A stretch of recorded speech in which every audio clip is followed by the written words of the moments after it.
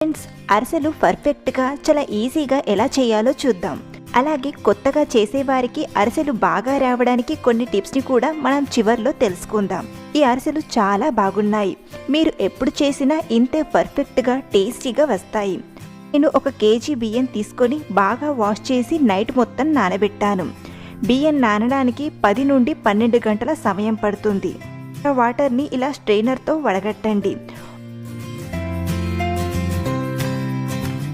ఒక 15 నిమిషాలు ఇలాగే వదిలేయండి. ఆ తర్వాత మీరు పిండి గిన్నెలో బియ్యం పొడిని చేసుకోవచ్చు. లేదా మిక్సీ బాగుంటే ఇలా ఇంట్లోనే మిక్సీ పట్టి జల్లెడతో జల్లిస్తూ మెత్తని పొడిని తయారు చేసుకోండి. చూడండి, ఇక్కడ నేను బియ్యం మొత్తం మిక్సీలో గ్రైండ్ చేసి జల్లెడ పట్టి ఇలా మెత్తని పొడిలా ప్రిపేర్ చేశాను. మనం తీసుకున్న 1 కేజీ బియ్యం పిండికి 700 గ్రాముల